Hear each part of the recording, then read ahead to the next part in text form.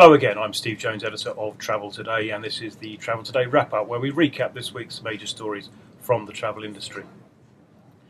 The week started with the competition regulator clamping down on a number of airlines who had flouted regulations concerning all-inclusive pricing.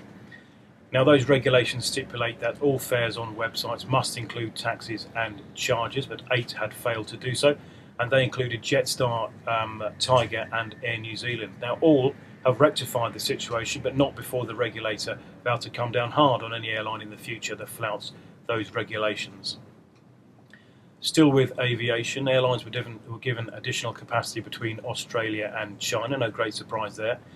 The interesting part to that agreement between the two governments was the ability for carriers to fly to 4 onward destinations from China of their choosing. Now, that could bode well for Qantas. It's long harboured hopes of flying into the UK and Europe from China, but, and it's a pretty sizable but, Qantas would still need to negotiate additional traffic rights with the European regulator before that can happen.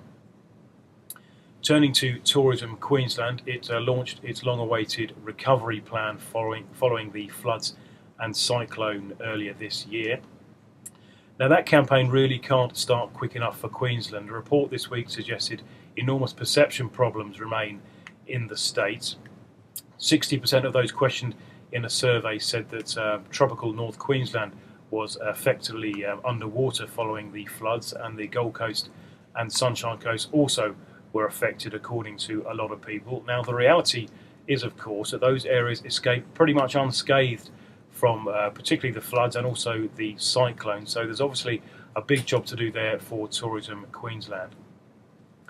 Turning to Christchurch, obviously very well documented problems down in New Zealand.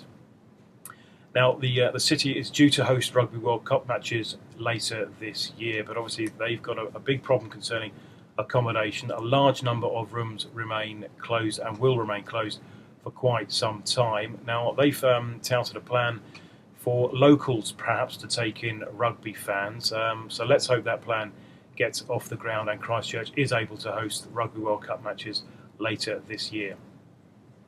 That's it for now. Thanks for watching. Keep reading Travel Today each and every day for the latest news, views, comment and opinion from the travel industry. Until next week, have a good week and we'll see you soon.